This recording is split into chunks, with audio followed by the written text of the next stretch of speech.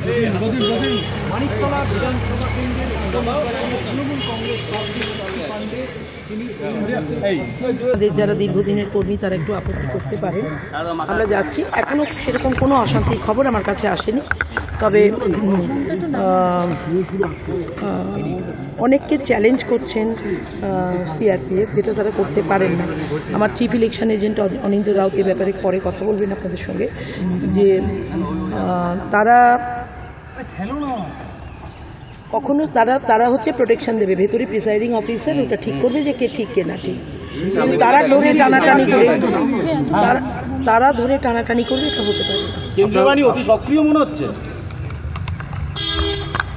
জায়গায় জায়গায় সক্রিয়, তাদের কোনো ভূমিকা খুব একটা আছে বলে আমি তো দেখতে পাচ্ছি না। কেন্দ্রীয় বাহিনীর ভূমিকা নিয়ে কি আপনি খুশি নাকি? দেখুন, আমাকে স্পট ভিজিট করতে হবে। আমি কানে শোনা কথা আর চোখে দেখা কথা দুটোকে এক জায়গায় করতে পারবো না। আমি যেটা চোখে দেখব, গিয়ে যদি দেখি কেন্দ্রীয় বাহিনী যথেষ্ট তৎপরভাবে ওখানে মব ভায়োলেন্স হতে দিচ্ছে না, মব ভায়োলেন্স হওয়ার মতো আমার কোনো ওয়ার্ডে কোনো পরিস্থিতি নেই। আমি 31 ওয়ার্ডটা একটু দেখে নেব, সেখানে ঠিকঠাক হলে আমার বাদবাকি কেন্দ্রে কোথাও কিছু হবে বলে। 31 ওয়ার্ড নিয়ে বিজেপি সকালবেলা থেকে অভিযোগ করছে যে বিভিন্ন বুথের সামনে প্রচুর পরিমাণে আপনার দলের কর্মীরা জমায়েত করছেন। তারা না সেরকম হলে সেটা আমি তাদের করে দেবো, স্ক্যাটার করে দেবো। এটা আমি গিয়ে দেখি। মেয়ে কোথায়? না আপনার সঙ্গে মেয়ে একসাথে 100% দুজনে একসাথে ভোট দেবো, আমরা দুজনে একসাথে ভোট দেবো, আপনারা দেখতে পাবেন। বলছি, দলের আপনার এই ইলেকশনের কনভেনার কুণাল ঘোষকে গতকাল বিজেপি প্রস্তাব দিয়েছেন, বলা যায় কুণাল ব্যক্তিগত সিদ্ধান্ত, তবে আমার মনে হয় না কুণাল এ ধরনের সস্তা প্রলোভনে কোনো পা দেবেন। দিতেই পারে আপনাকে অফার, আমার মনে হয় না কুণাল এটা দেবেন। কুণালের সঙ্গে আমার সামনাসামনি কথা হয়নি, পাবলিক করে দিয়েছেন সেই ফোনের কনভারসেশনটা, পাবলিক অন্য প্রস্তাব নাকচ করে দিয়েছেন। কিন্তু বিজেপি প্রার্থীর এই ধরনের প্রস্তাব ভোটের আগের দিন, সেটা কিভাবে দেখছেন আপনি? তো ক্যান্ডিডেট, প্রস্তাব দিতেই পারে, কাউকে প্রস্তাব দিতেই পারে। অতি সক্রিয় যাদের দেখেন তাদের প্রস্তাব দিতে পারে, ওর মধ্যে পোটেনশিয়াল আছে, প্রস্তাব দিতে পারে। ওদের দল এলে সমৃদ্ধ হবে। কুণাল নিশ্চয়ই সেটা প্রত্যাখ্যান করেছেন। আমার মনে হয় না কুণাল এই ধরনের কাজ কখনো করতে পারে। প্রস্তাব দেওয়া, তাকে অ্যাকসেপ্ট করা, দুটো তো ডিফারেন্ট জিনিস। প্রস্তাব আপনি আমাকে অনেক দিতে পারেন, আমি আপনাকে অনেক দিতে পারি, বাট সেটা অ্যাকসেপ্ট করে কতটা সদর্থক ভূমিকা নিলাম আমি সেটাই কথা বলবো। আমার মনে হয় না কুণাল এই ধরনের ভালো কথা। তারপরে কোশ্চেন আসছে কোথা থেকে? উনি বলেছেন যে নরেন্দ্র মোদী আমাকে চেনেন, স্বয়ং নরেন্দ্র মোদী আমাকে চেনেন, আমার ছোট কাউকে দরকার নেই। আমাকে বলেছে কুণাল ঘোষ নিজে প্রেস মিট করে বলেছে। আমি যে দেখিনি, ওটা দেখবার সময় হয়নি, বুঝতে পারছেন। আমি নরেন্দ্র মোদীকে চিনি, কুণাল বলেছেন নরেন্দ্র মোদী ওনাকে চিনতে পারে। কোনো একটা প্রখ্যাত সাংবাদিক, তাকে মোদী তার দেশের নাগরিক হিসেবে চিনতেই পারে।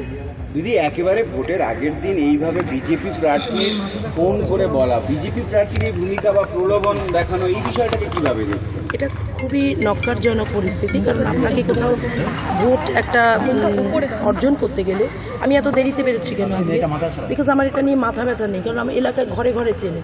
তারা আমাকে বলছে এখনো অটোটা এলো না কেন, আমরা যাবো, বয়স হয়েছে, তুমি বলেছিলে 7টায় আসবে, আমি দাঁড়ান মাসে পাঠাচ্ছি। আমার কোনো মাথা ব্যথা নেই যে আমি খালি চাই যে প্রক্রিয়াটা স্মুথ হোক।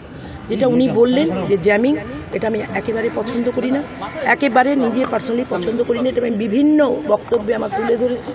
প্রত্যেকের গণতান্ত্রিক অধিকার আছে তার নিজস্ব মত প্রয়োগ করবার, গলা টিপে কিছু হবে না, এটা বলেছি। এখন দেখুন, বিক্ষিপ্ত ঘটনা দু একটা এদিক ওদিক হতে পারে। আমাদের এলাকায় 2,18,000-এর ওপর ভোট, তাদের সবাইকে আমি কন্ট্রোল করে ফেলবো দুদিনে, এরকম ভাবার পর। সবাই চেনে আমাকে, কিন্তু তার মানে নয়, আমি দেখে নিচ্ছি ব্যাপারটা। দিদি 2021 সাধারণতা জিতেছিলেন 20,000-এর বেশি ভোটে। আপনার কি মনে হচ্ছে 2024 লোকসভা নির্বাচন সেটা 3,000 হয়ে গেছে, 21-এর মার্জিন কি বাড়বে? আমি বলে দিই আপনাকে, 3,000 কখন হয়েছে? আমরা তো 10,000-এ জিতছিলাম। বাদ বাকি কথাটা ঠিক খুঁজে নিই, কেন জিনিসটা 4,000 হলো, 4,000 সামথিং হলো কেন। কিন্তু একটা কথা তার সঙ্গে বলবো, যে আশপাশের অনেকগুলো, মানিকতলার অনেকগুলো ওয়ার্ডের আশপাশ যেখানে প্রখ্যাত মানুষরা বসে আছেন, সেখানে কিন্তু আমাদের ডিফিট হয়েছে। সেখানে আমার এলাকা যেখানে কেউ নেই, আমি আসলে আমরা কিন্তু উইনিং দিয়েছি, আর দিয়েছি 10,000-এর উপর। একটা ওয়ার্ডে গিয়ে সেটা বেশ খানিকটা ক্ষতিগ্রস্ত হয়েছে। সেটা এই কদিনে মরমপট্টি দেওয়া যাবে না, এটা আমাকে যদি মানুষের সমর্থনে আমি আসতে পারি, ডেফিনেটলি আই লুক। 21-এর ব্যবধান কি বাড়বে? 21-এর মানে আমার হাজবেন্ড, ওই ব্যবধানটা কি বাড়বে? 20-এর উপরে যাবে? আমি ওরকম কথা আগে থেকে বলবো না। পোলিং কীরকম হয়, পোলিং ভালো হলে 100% হবে, কারণ মানুষের বিরাট সমর্থন আছে এ ব্যাপারে, কোনো দ্বিমত নেই। আমি যেখানে ভাবিনি তাদের সমর্থন আছে, যারা লোকসভায় দেয়নি, যেহেতু ভোট দুটো ডিফারেন্ট, সেখানে সমর্থন আছে। আর 2.5 বছর মানুষের যে একটা ক্ষুধা, যে এলাকার একটা আমাদের মাথার উপর গার্জেন নেই, সেটা পাবার একটা প্রচণ্ড একটা ইচ্ছে, সেই থেকে তারা দেবেন। এবার পরিস্থিতি যদি তাদের না পোলিং অনেক কম হচ্ছে, দেখে নিই, বাই ইলেকশনে সাধারণত ভোট কম পড়ে, কিন্তু দেখা যাচ্ছে অনেক কম ভোট হচ্ছে এখনো পর্যন্ত কোন কোন কোন সমস্ত বুথে। আমি যেমন একটু আগে একটা বুথে গিয়েছিলাম, 189 জন ভোট দিয়েছে, সেখানে 850 ভোটার 4 ঘন্টায়। ঠিক আছে, সেটা মানুষকে বাড়িতে বাড়িতে গিয়ে ছেলেদের বলেছি ক্যাম্পের সময় নষ্ট না করে পোলিং ম্যাক্সিমাম করা। সেটা কোন ওয়ার্ডের কথা বলছেন? 31 তো? হ্যাঁ, ওই 30-এও কম আছে, না না, আপনি কোথায়? 14তে কম আছে, ওই 14 কম হবে না। আচ্ছা বলছি 31-এর কাউন্সিলর তো পরেশ পাল, আপনি বারবার 31 নিয়ে এত চিন্তিত কেন? না চিন্তিত নয়, আপনাদের দলের বিধায়ক? পরেশবাবুকে দায়িত্ব দিয়েছি, পরেশবাবুর শরীরটা ভালো নয়, শরীরটা ভালো নয়, কতটা অ্যাক্টিভলি নেবেছেন, কিন্তু উনি আমাকে কথা দিয়েছেন, উনি গোটাটাই আমি ওনার ওপরই ছেড়েছি, দেখা যাক, ওনার ওপরই ছেড়েছি।